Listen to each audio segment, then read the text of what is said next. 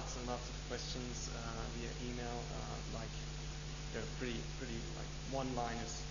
It's just how do you do things? It's pretty. And then I just have to write long emails, and I don't have time for that, so I'm going to explain it now. So what I'm doing now is I'm basically going from a sketch to a final render, and beyond that, in half an hour. Which is pretty good. Yeah, I'm gonna. Hopefully, I'll make it. So I didn't prepare anything. The only thing I prepared was this. This was my sketch. I'm going to model it, and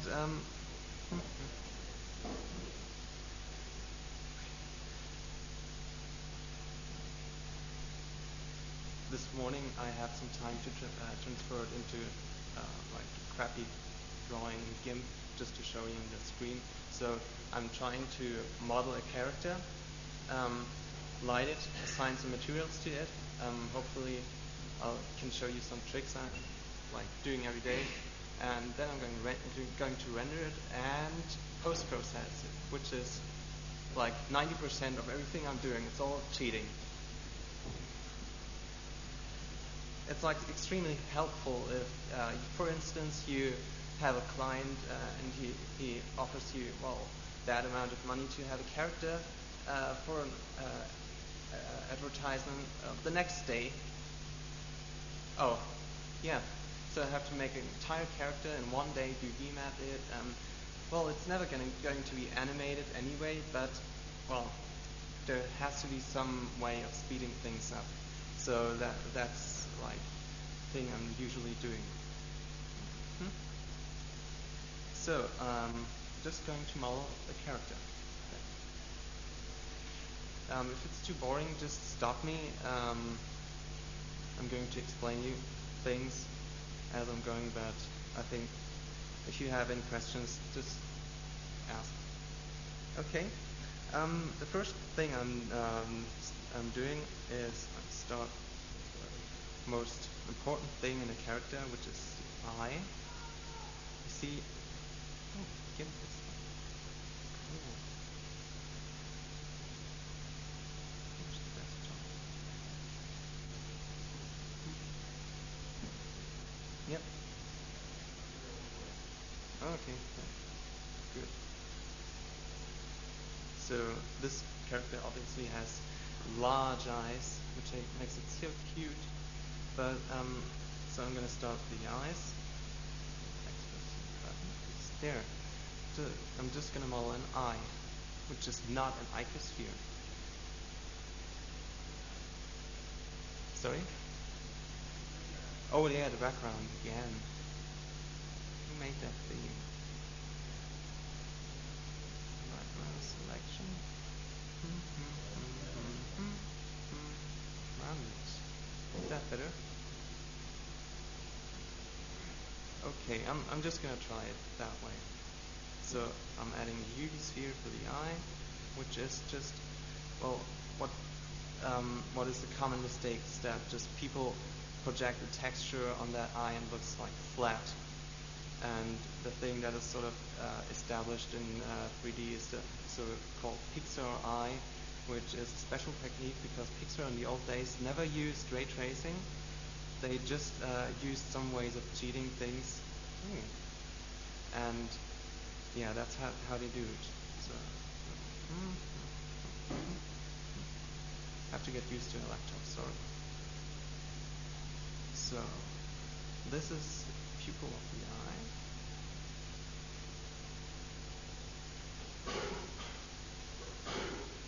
Again, if you have any questions, just ask. Dealing with this one. So this is the iris. This is the pupil. Top view. There might be a slight chance that I'm not going to finish this character today. But just bear with me.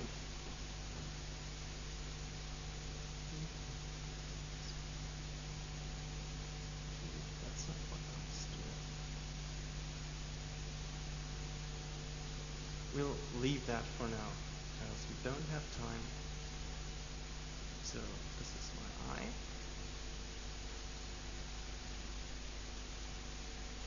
cool thing latest CVS is that you can actually work all the time while you're modeling in full screen view, because now you have all the options you need in the WQ menu, such as set smooth and set solid, which I'm using all the time, like 90% of everything. So I'm just going to move the eye in roughly the same the position I would like to have it in, and then I'm going to add a primitive mesh, which is not a monkey, but a plane. The plane is the best primitive.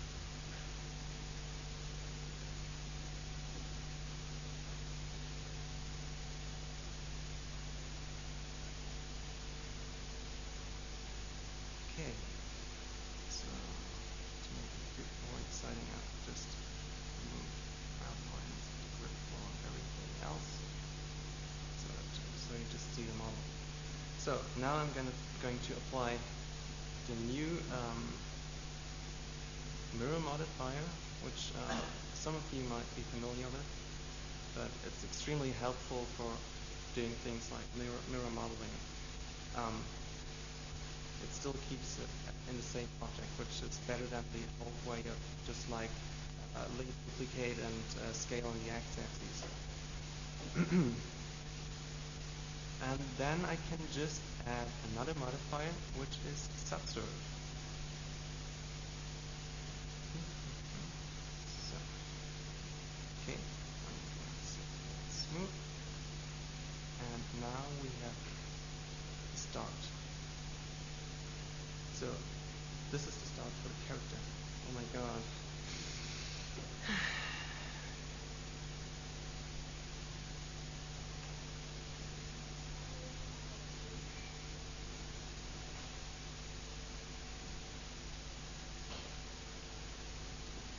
So the thing I'm going to start with is the region around the eyes. Just nothing like here.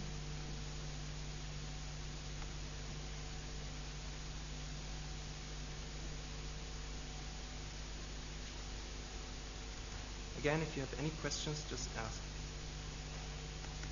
It's getting a bit boring, I think.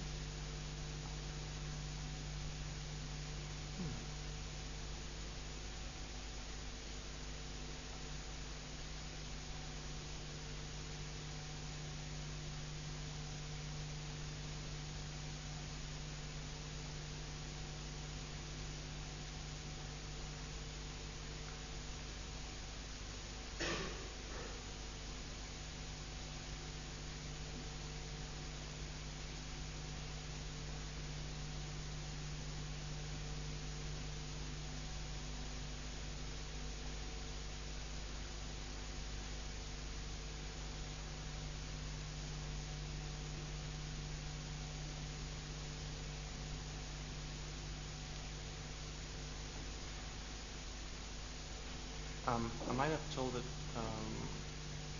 certain occasions, but I'm working the cool thing in Blender with the new vertex, edge, and face select modes is that you can combine them. So you can press Shift and you can like use vertex selection and edge selection at one time.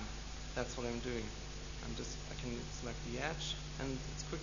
It's very quick to select faces. And another thing which is pretty handy is Control drag, which is the lasso select. I can just hit Control and drag around the object and select where it squeeze. So that way speeds things up very much.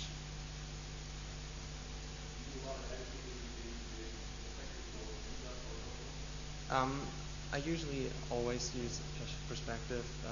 Just sometimes where you have to be very accurate, you can use front side views.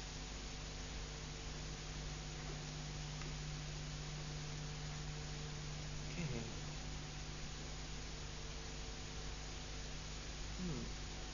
It's all different on the left. Cool.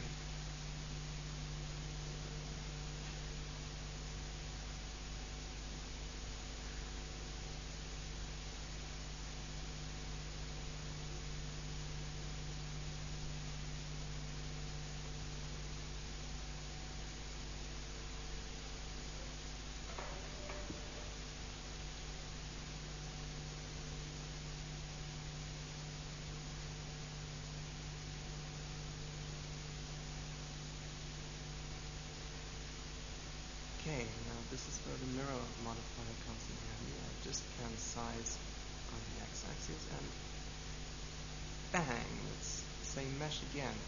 The whole one drawback is that if you move that vertex, it just splits up the mesh. I would just like to have some way of constraining it to this axis only. So I can do that by grabbing it and shift, which is that X, which only moves it on Z and Y, which is sort of a workaround. You have to press a lot of buttons to do that, but then it's okay.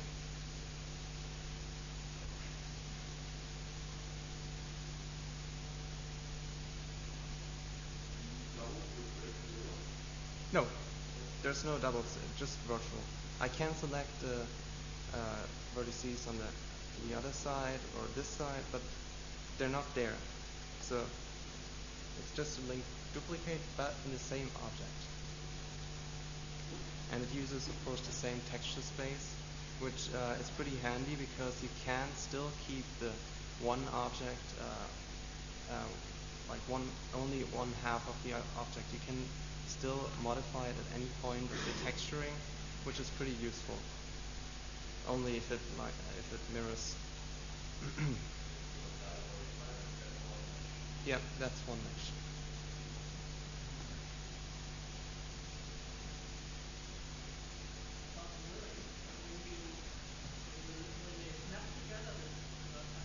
Yeah.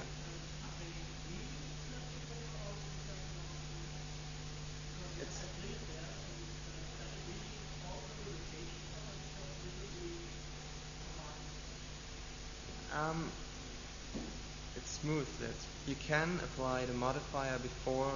You can apply the subsurf modifier before it, which would sort of split it up, because then it would apply the subsurf before that, and that's thing.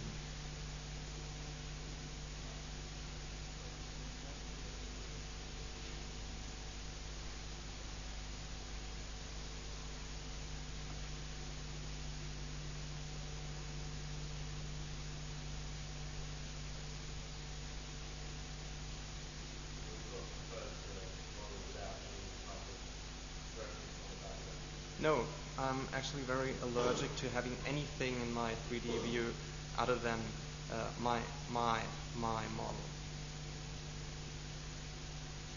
my precious model.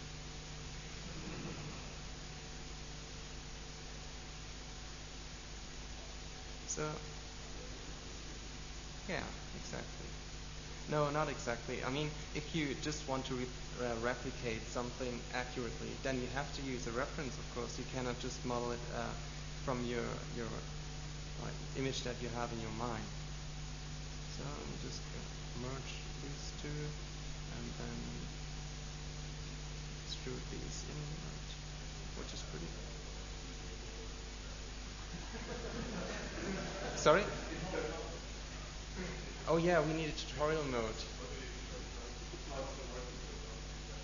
Okay. Yeah, that's what I'm saying. Just if you have any questions of what I'm doing, just ask me. So.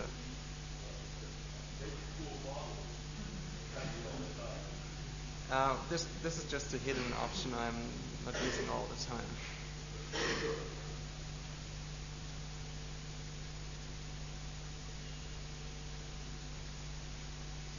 Oh, cool. This is actually not the way I was intending to model it. Maybe I'm just pretty off now. So, obviously what every one of you knows, if I select 4 vertices, press F. Whoa, that happens. I hate that. Every time I have to do that, I have to hit smooth a couple of times, and now it's not concave anymore. Now it works. Well, it's a cool error message. That's part of. I don't know. Well, that's one cool part of the thing that's happening now, the UI overhaul, that you have these nice error messages. You quit. Oh, Okay, quit Blender? No, better not.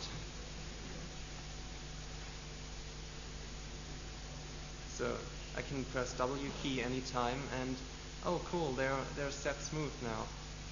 Ugh. Now this is what you encounter in the forums, like in the community all the time. What is that ugly line doing in my model? I don't want it there. There's one thing. It's Control N. Recalculate normals outside and press enter. Now it's gone. The ugly line removal. It's the ugly line removal. Okay. The tools I'm using probably all the time is loop cut, which is Control R. I can just have one loop and cut it, and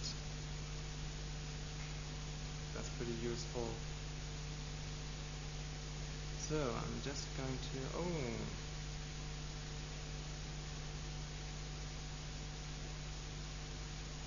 what I'm also using is Shift E. No, it's Control E.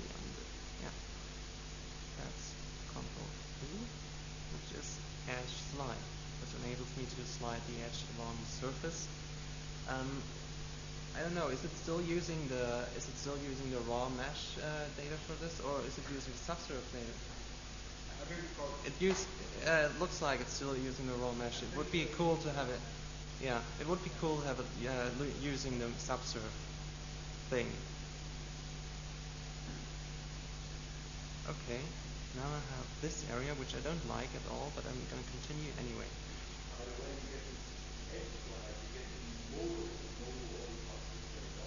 Yeah. Only. Cool. Is it a new feature in Modo? Yeah. Wow.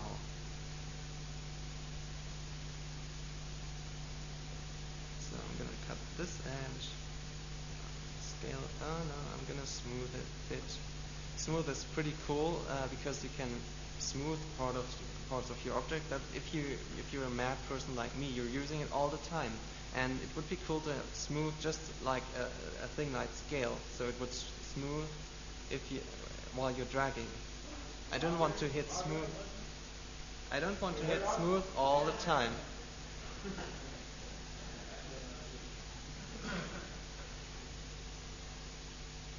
So this is the iPod, which looks pretty ugly at the moment. I'm gonna clean it up if I have more time. But for now, it's just really about getting the idea of the model. Still have my just crappy thing here that I drew yesterday, and that's the thing. So I don't have time. Okay, well. So the thing that if you're working like me, which is not the box modeling approach that Arcastem really demonstrated yesterday so beautifully, where you have a whole mesh and then just keep this subdividing all the time. I'm not doing that often. I'm just extruding vertices like mad. And the thing is that when you combine the selection modes, you can actually work pretty fast. So,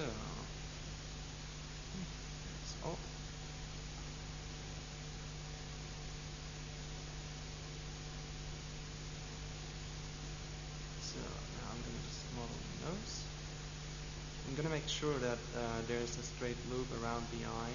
So even if I'm not intending this ever to be animated, because well, the client is still sitting in my neck, and he wants to have his character tomorrow, and never again animated. I'm just gonna stick with the ugly, hopefully not too messy mesh. Again, I'm full screen. I don't have to go to the ugly button panel anymore. I can set smooth. That's yeah. No, I just have to. Where's the? Oh, it said SMO now. Wow, that's cool.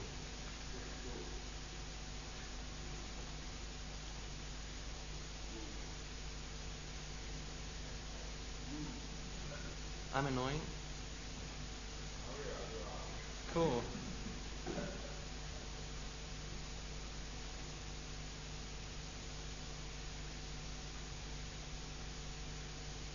Okay. Well, I'm actually using the side views very much, just to work along the mirror axes, because again I cannot have the vertices stuck into these positions. I just have to somehow keep the axis in that, keep them in that axis. Oh, that's an F-gun. Wow, this one's like this.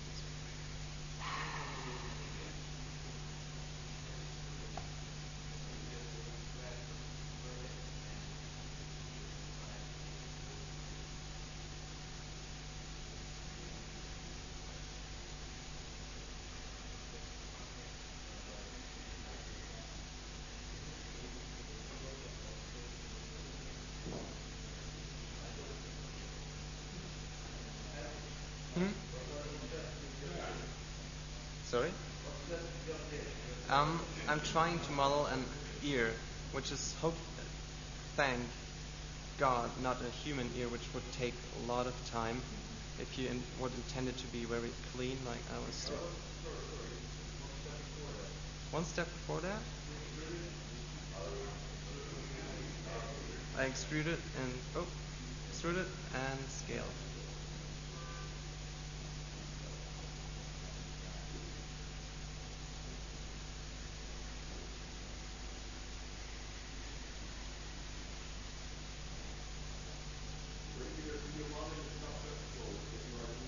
Yeah.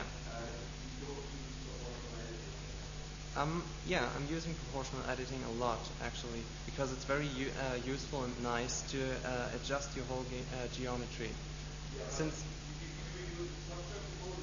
yeah, I just can do it like here. If I don't like it like this, I can make it longer or so. It's very nice to move large regions of your model, and of course there's a sort of semi-new feature which is different offset types for the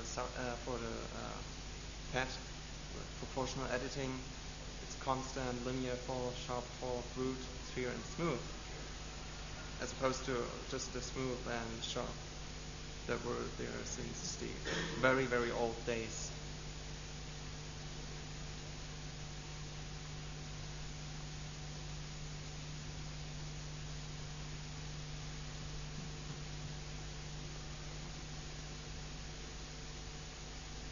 Yeah, it would be cool to have it smooth before. Or if you extrude a vertex, you just have it smooth too. Why doesn't it do that? Okay.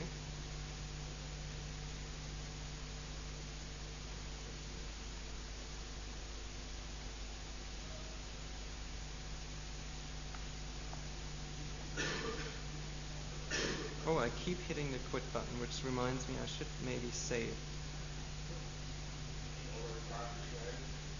Yeah. No.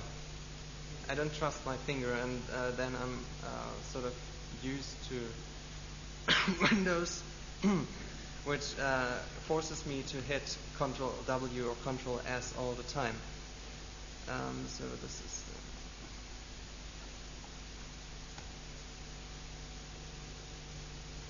good.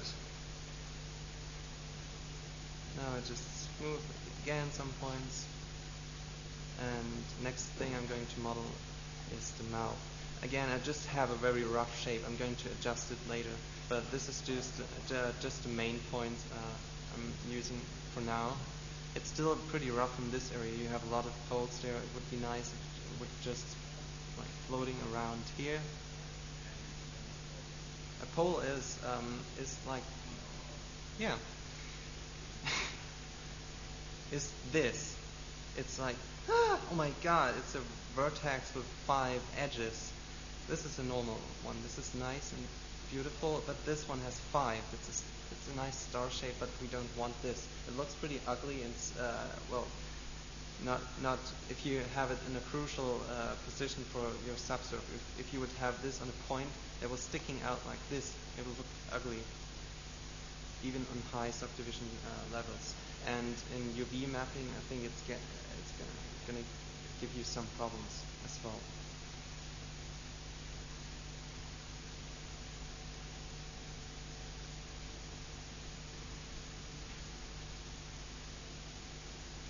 again, if you have any suggestions, we got it.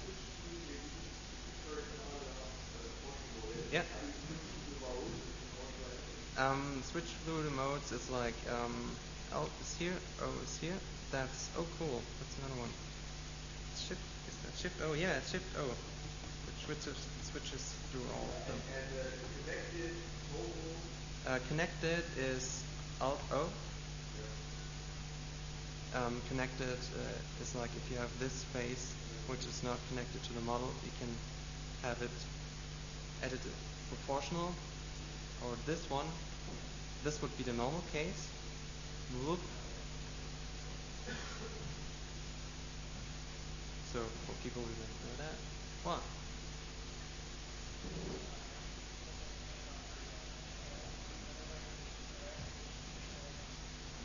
Sorry?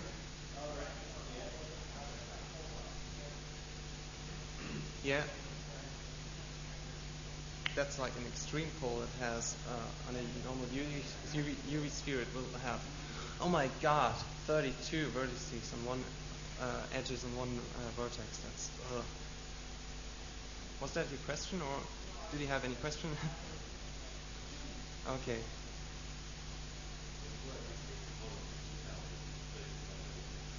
Yeah. I would do that at some point, but I don't have the time right now, which is pretty sad. But you would probably fall asleep.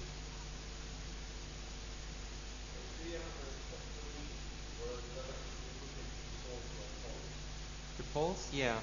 I think the thing is that you have to have poles in a mesh, otherwise you couldn't model the things you were modeling. Even if you're just having like a subdivided cube, you would have poles, right? I think so. No, you don't have poles. Cool. Then your model has to be cube shaped all the time. Then your model would have to be like this way and this way. So it would be possible to model without poles. Yeah.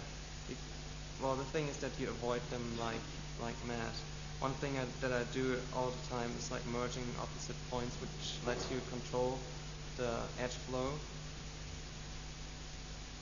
Now I can have this loop going around here, and merge these two, and then you.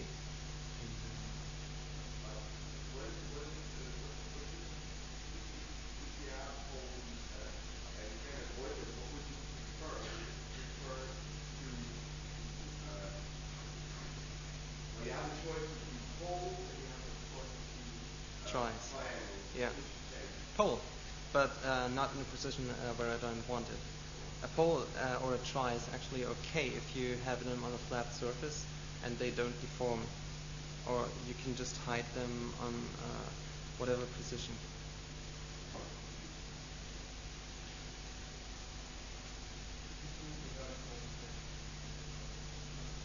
Yeah. But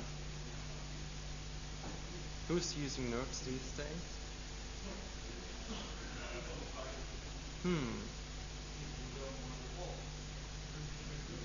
I like poles and I like substrate.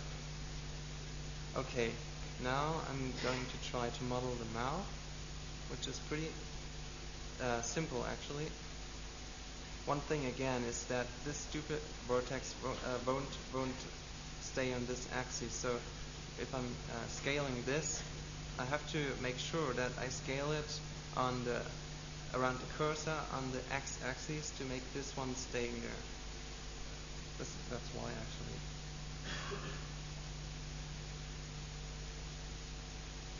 And it's not. Yeah. Now I have to make sure that the cursor is exactly in the middle and scale it that way. So it would be pretty useful to have a stitch vertex option or whatever.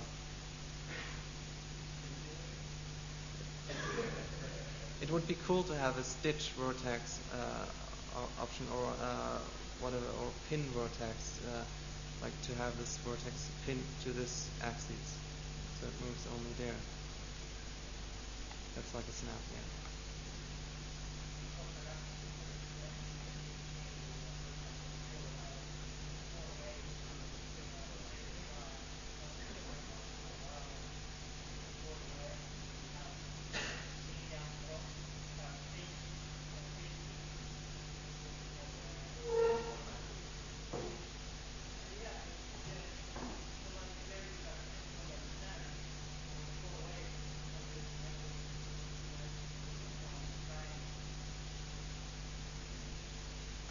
understand that point.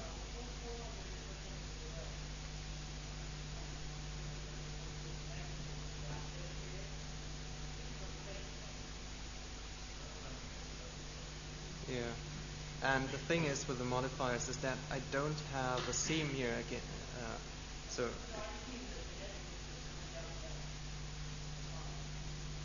you mean this one? Oh.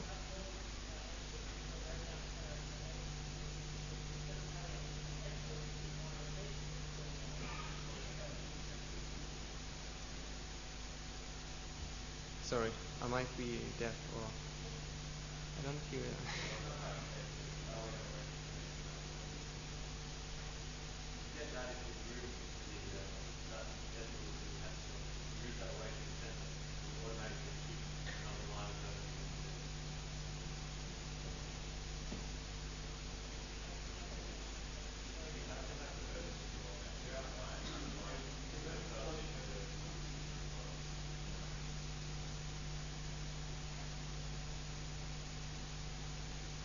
Okay, next thing I'm going to do is the cool thing is with having both modes enabled, vertex and edge selection, is that you can still use the alt click to use the either vertex or edge loop or whatever. So you can quickly select your loops. At some points you might miss, but and just gonna select this one and this one. And extrude that one later. So now I have the upper and the bottom lip.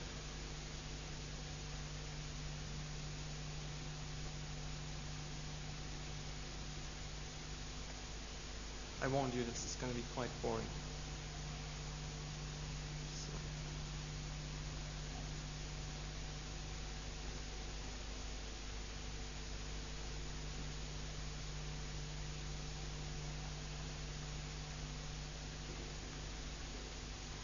The good thing is that this is some kind of an exotic model. We don't have to worry about the topology. I'm actually pretty picky about topology, but some can verify that. My characters, my ear topology has to be perfect all the time because my characters, well, apparently they have to talk with their ear at some point, maybe. They will, maybe.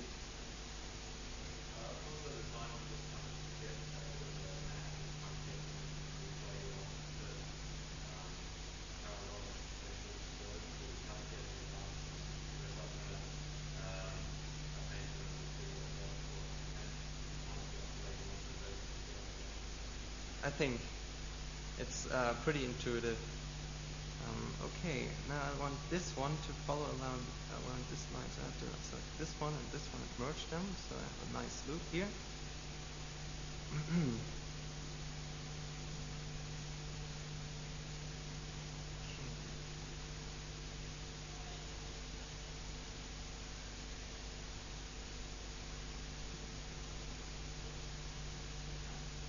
That's one disadvantage if you combine both modes, that you cannot control hard and couple them or single vertices. Bounding geometry? Oh, sure. So don't see anything in that small screen.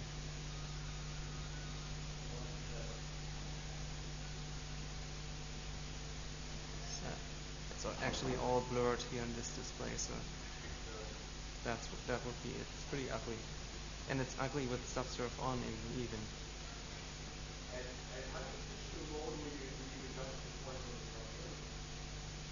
You mean like when you're working with that? it's okay, I can show you. It's in the modifier stack. I applied it. It's a new feature and it's sort of well documented. Yeah. And yeah, the good thing is these three buttons are there to switch the modifier on in different modes. This is render, this is 3D, and this is edit mode. And then I can also apply the subsurf, the modifier in edit mode, which applies them on the whole stack. If I do the last one, so it applies the mirror one, which enables me to select the mirror everything and move it even, or yeah, sticking the subsurf vertices to the subsurf mesh.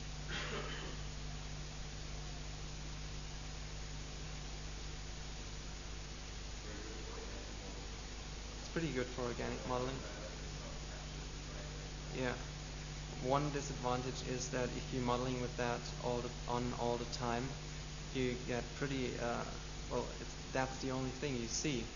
And as we've seen, the model, the actual raw model is pretty ugly, and we might avoid some mistakes if we would actually only use the raw mesh modeling. Yeah. But it would be pretty heavily subdivided. Is there a point at which you say you have an organic model and you want to animate it? We say, I bake that into a real mesh. Or would you leave it on the entire pipeline and use a raw model on something like that?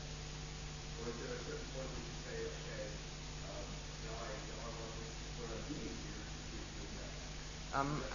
I don't think there would be a point of doing that. You see, even if it's subsurf, there's a current thing that has been established in modeling. In all the movies you see, the characters are actually subsurfed, okay, which is not proper language, but whatever. And their raw meshes are actually pretty high dense. They have a high density. They look pretty close to the actual subsurf model, but they're smooth. So you would rig the raw yes, material. because there's no way you would actually want to have any of these points moving around. It would be cool to move these points as a modifier option. I don't know. That would be cool. Yeah.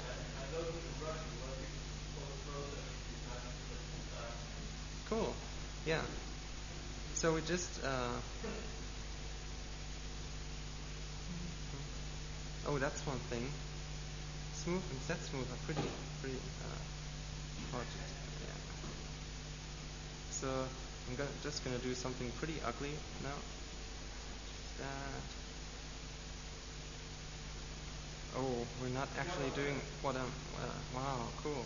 This is so much better than the original. 0 lamb. Now it's just a block on the ground.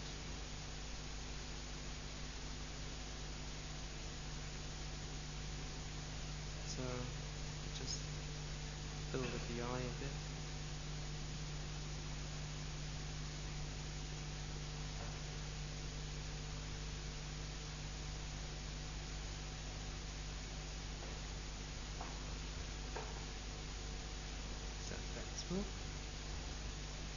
Okay, we can even apply some subsurf now to make it look nicer. Good. So that's Mr. Blob.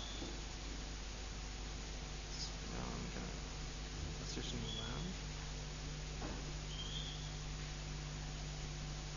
Camera.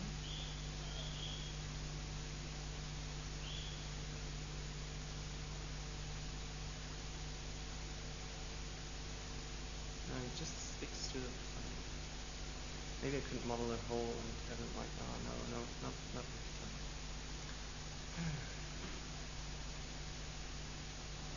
Okay, next thing, which is again, is the material. We're gonna give it decent material. The graphics problem is so slow. So, what sort of material would this one have? I think magic texture. Oh, this one looks pretty magic. Look.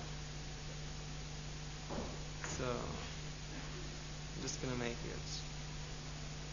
Everything is turned around here. That's also one thing. The panels in the button windows get messed up pretty quickly.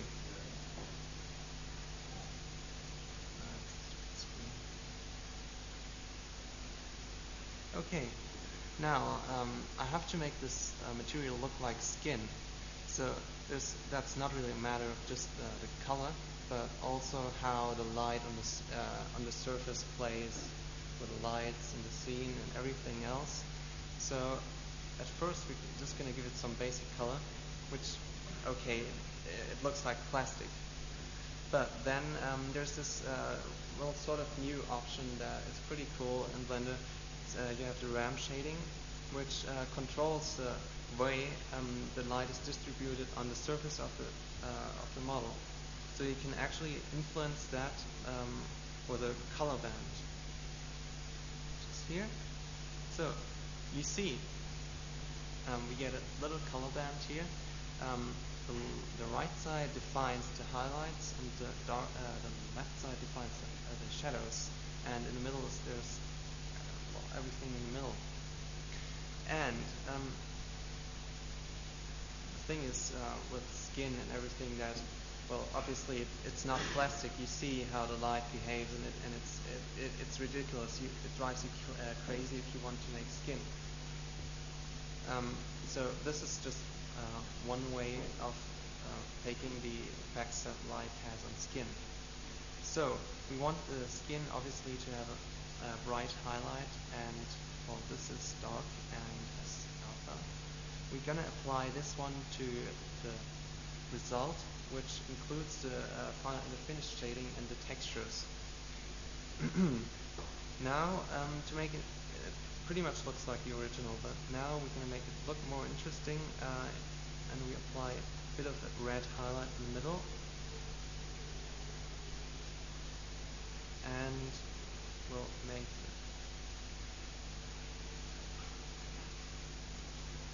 that one a bit colder.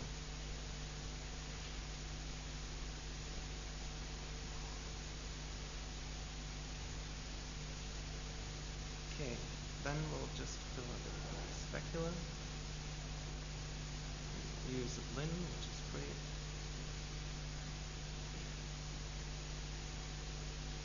Still looks like plastic. What we're going to do about that?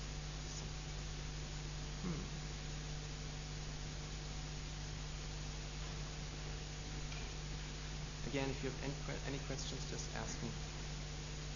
I wouldn't be in a rush. The alpha here, this one. Well, I just want to control the influence that slot has on the material. So I don't want to influence it 100%. So slightly, I can actually just use purple here, which doesn't quite work.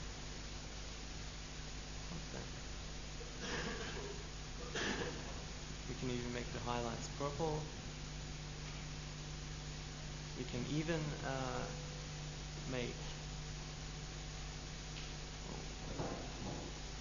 make the shadows pretty bright, so you wouldn't get a shadow at all, but a highlight. So the whole thing would be flipped around. The shadows would be white, and the highlights would be well, whatever. That way you can actually do toon shading pretty good. So, but in this case, we just want to have a dark shadow with no alpha, maybe a bit. Have it dark red. So it looks a bit more interesting compared to the original thing. This is pretty dull and orange, and this one is a bit more red. Okay, now we're going to control the appearance of the material with textures. Again, we just have 1 day to finish this whole thing, and now I just have 1 minute to finish this whole thing. Oh. Now we just let this one. Don't need to see this. Now this is all messed up. So this is add. Oh. Very cool. That's because we have purple on the highlight color, so we don't want to have that here. So that's actually the part of the result. If I wouldn't have result on here and have it on shader, it wouldn't affect texturing at all. That way, on result, it just overrides the texture colors. It's pretty useful for if you're UV texturing, if you have a skin texture on a face, for example. So just use result here. Again, if it's getting too boring, just stop it.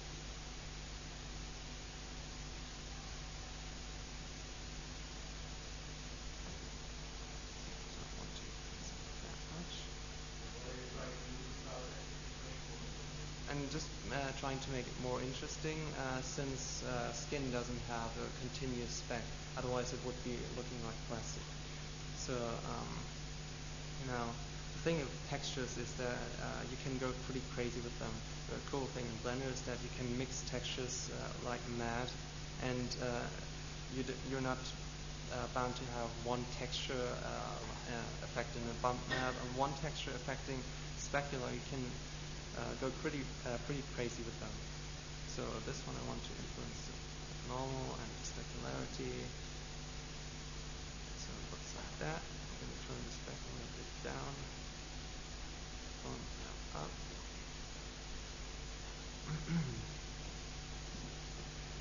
Now I'm just going to add one texture more to them. There are plans to have displacement have a text out in geometry detail, placement independently on geometry detail. At the moment, it's not independent. You have to have the geometry there. It would be cool if it had that, but it's not the highest priority, I think. Even it would be cool to have sub-pixel displacement, micropolygon displacement.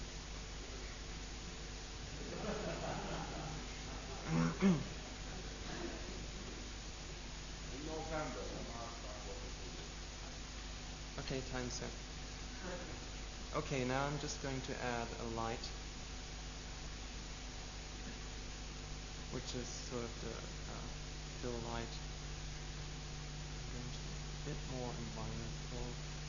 Just going to copy it, and I'll make it. No, I'm not using the rain because we actually want to save time. Just put the shadow button up and just this clip start and end, and then we'll have an effect in our model. Here.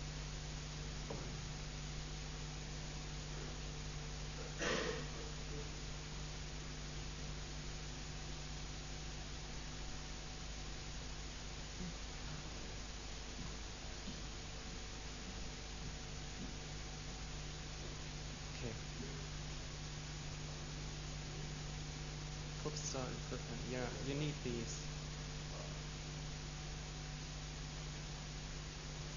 Okay. So I'm just going to do a bit of lighting here, and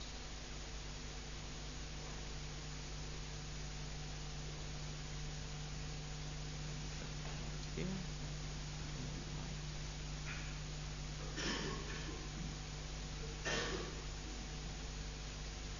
Then I make the shadows a bit softer, just to mess it up a bit. There's some more samples. More samples here. I'm always using 16 samples because I'm so lazy.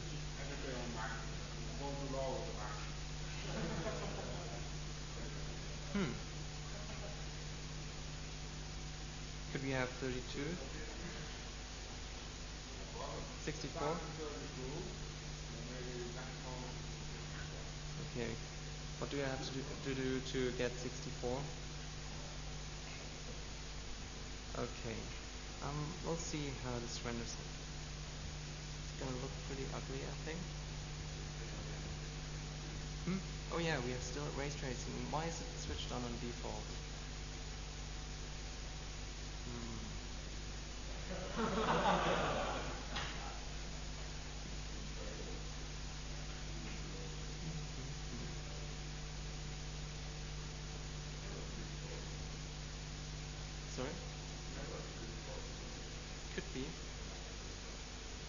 Oh, that's the thing.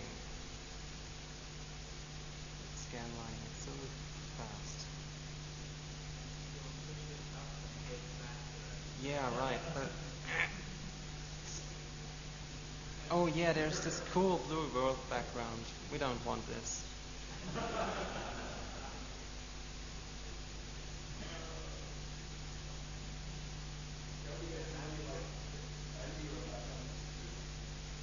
Change the default it's very easy to download. It's a better team, the better, change it. Show screenshots and then, oh, new blender. That would be so cool. Yeah. I'm just gonna have it one window with nothing in it.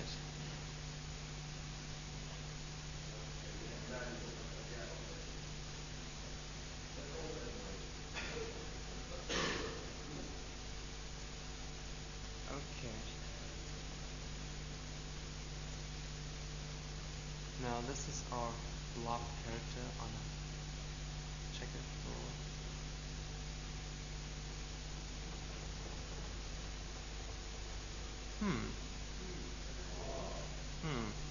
It could be better. We can now we just for now just need to have a better highlight here.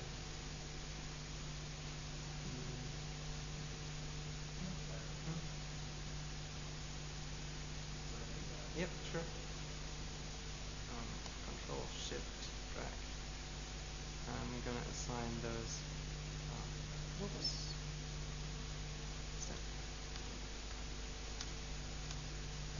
Sometimes there was a bug when I had selected something. The selection would disappear gradually when I went out of edit mode.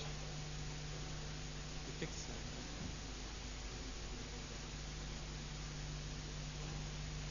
Now it's all shuffled around again, the panel. I'm going to make a new material. Do this one and assign it, and then I'm just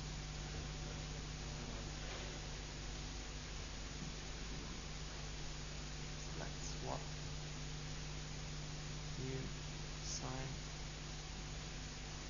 It would also be cool if I just had an area selected and would assign a new material to it, then it would automatically create the material groups for this. But well, that's just a neat thing to have. So we'll make the outside this color and inside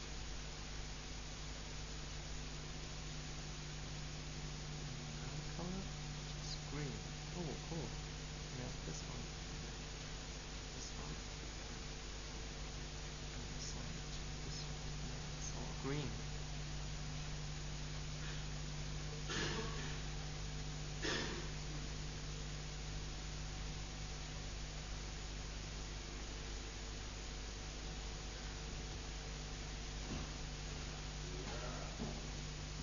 Still looks. I think, we're not so far away from the original. Okay.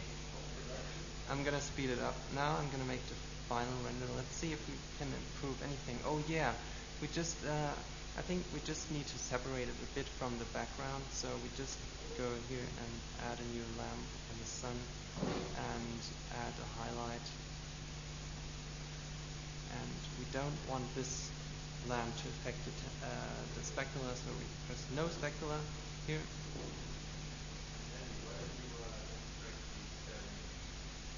Spare render, yeah, that's such a cool feature. Nobody uses it. It's awesome. I just hit J and I go to the second part, spare render. Now I can render here.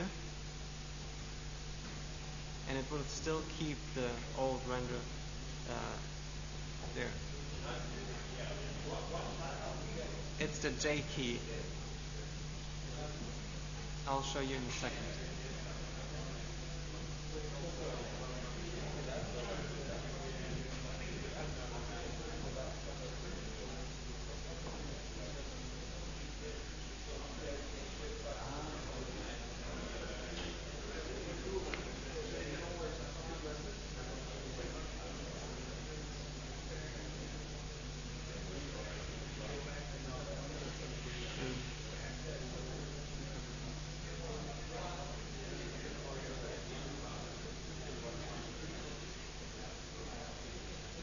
Okay, I don't know about you, but this looks pretty ugly.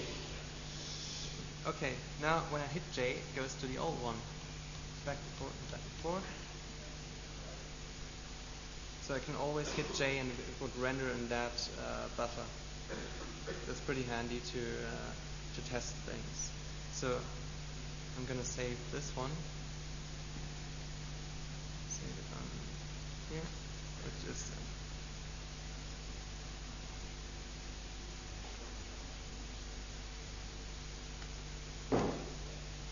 bang. So save it, go out, Blender. Now just going to open it.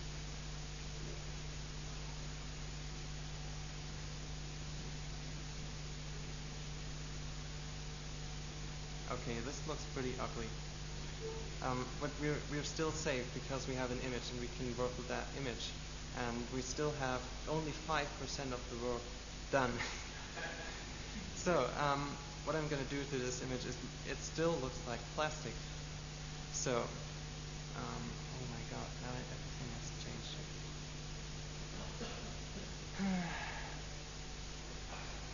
What can I get? The layer dialog here. It might be in the windows. It's like I only have a stamp size array which I can work with. So okay, now I'm gonna do something to that image to make it look better. Which is looking at this image is pretty hopeless. So for now, I'm just gonna change the highlight since I don't have any pressure sensitivity here on Mac in GIMP.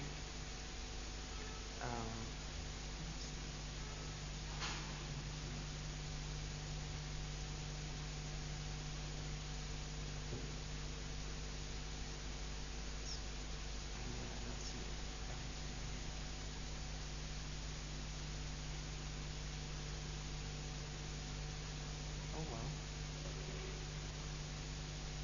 So I'll just start painting in this image.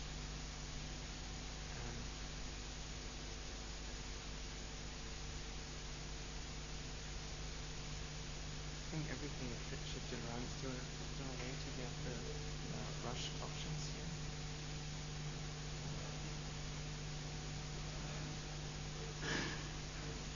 Another window you mean? It should be there. No. Nowhere can you change the opacity. Opacity? No, The brush. two options. Yeah, where are they? Yeah.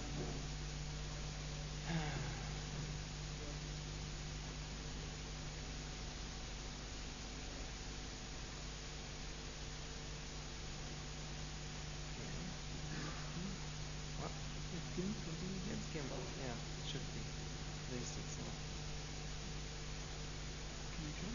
Sure. It's cool. I cannot do anything new.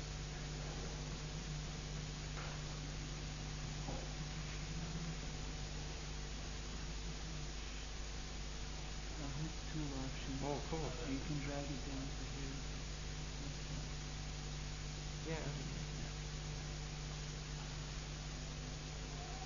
Okay.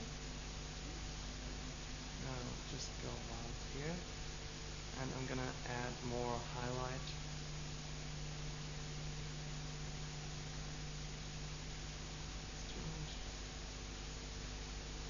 So for now, I'm gonna crank up the highlights, and I'm gonna darken the shadows, but only where I want it.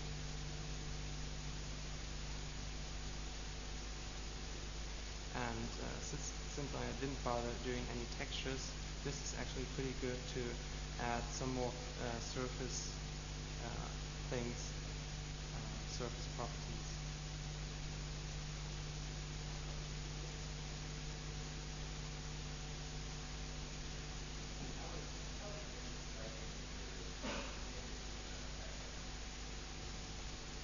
What do you mean?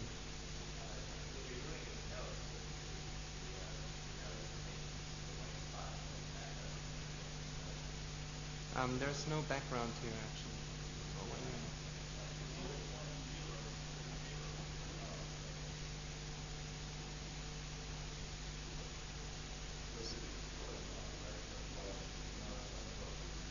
I'm just using dodge and burn now.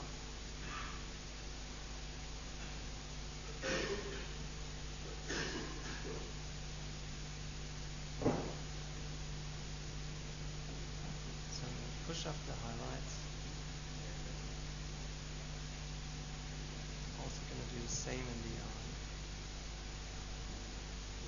Remove that again.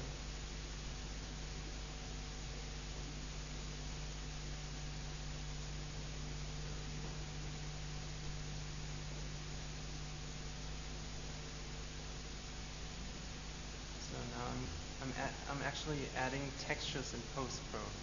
That's what I'm doing all the time. Actually, just more recently, I stopped using image textures and only use procedurals because I've become so lazy that I never add image textures, but I only add everything in post-pro. So this is pretty cool. It's just a way of, well, it's completely cheating. But then if you don't have time and you don't want to bother with everything, UV unwrapping and then just drawing a huge texture which is pretty time consuming, I'm just editing the final image.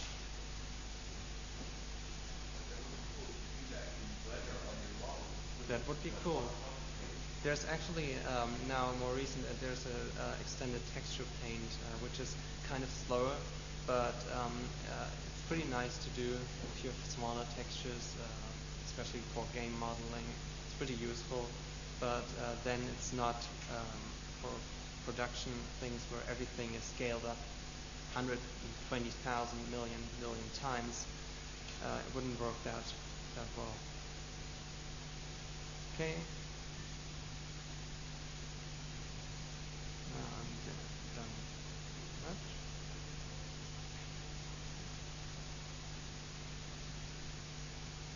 Wow, the beamer actually hides some of my mistakes. Yesterday it just hid everything.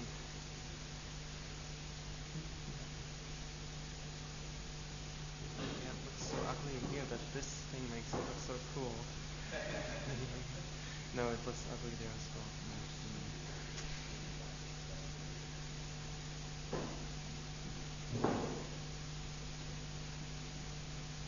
So now I'm just adding wrinkles and here. I don't know if you see it there. And I'm adding more highlight here on the lips. And then I'm just scattering this highlight here. I'm still just using the dodge and burn tool to do some specs.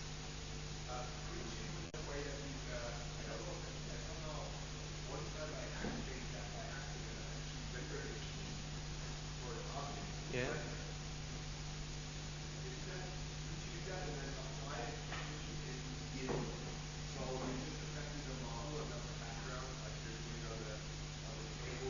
Oh, sure. Yeah, I would do that actually. So if I would have time to do that, I'm actually just. No. No, you have to have it on a different layer with the textures and with the lights on that layer as well. But it would be cool to have that option to render all objects at the same time, but add them on different keys. Yeah. For photography, it's just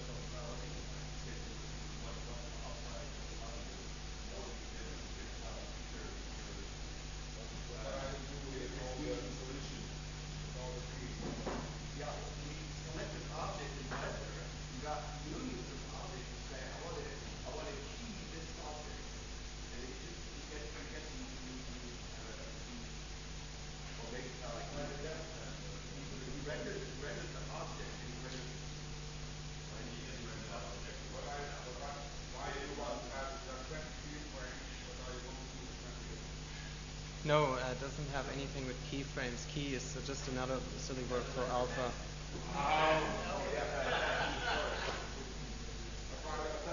sketch now. Ah. Yeah.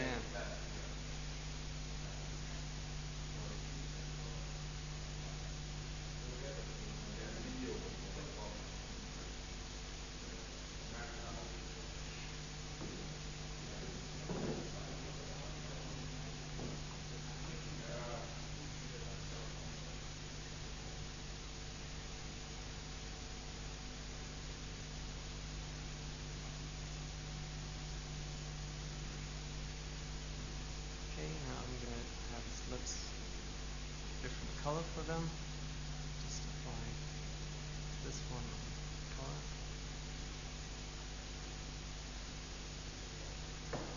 You know, this technique is actually pretty good if you like um, if you really want to save time and you don't want to bother painting a whole image or making that whole image in 3D. You just do 50%, 50%, or in this case 5%, 95%. And so it actually saves a lot of time if you don't intend this ever to be edited or animated again. Of course, if you want to animate it, you do the whole thing. You just use UV textures and everything else.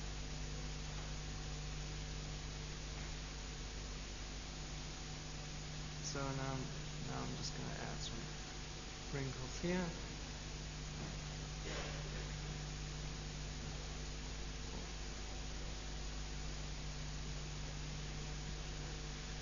Yeah, it has.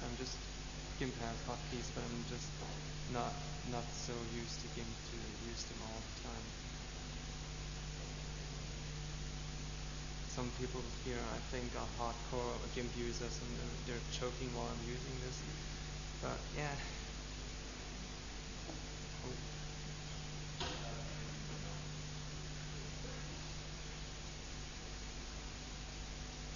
So I'm just adding some surface variation here.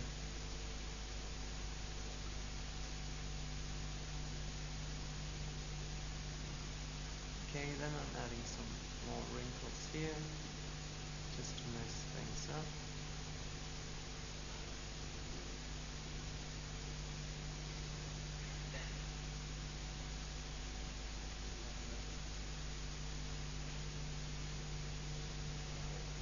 I would actually do this less. There's, of course, for the new features planned, advanced material layering. I could actually do this in Blender. I could have a different specular layer on top of my normal material, which would have a different specular, and then I could just stack one material over another, just like I would do textures. So, like things, adding small highlights over big highlights would then become much more easy, and that way I would be using more Blender instead of GIMP. We also want multiple layers of vertex color. Then vertex color can work on the layer. So you could change the shape. Yes. How about that? That would be very nice. Yeah. Then you just put the sensitivity level high, shift the sheet, then you want to see the shape is good. Not like that.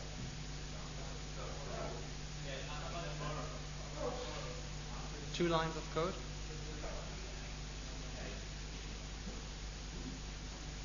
Yeah.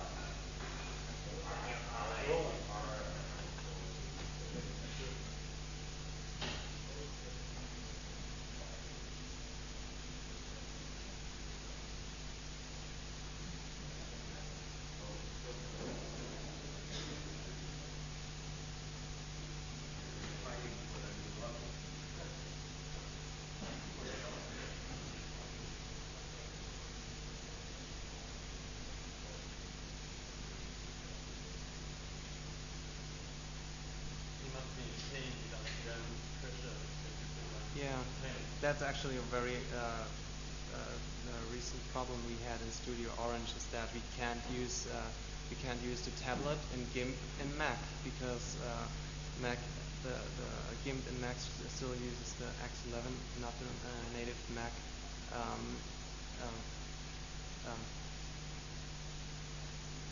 GUI, yeah, okay, I would add a different word. Well, so it doesn't import the tablet events properly. So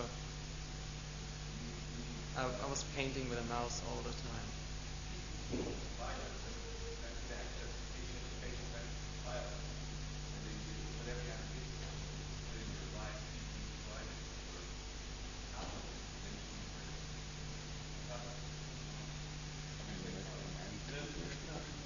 Okay, sure. So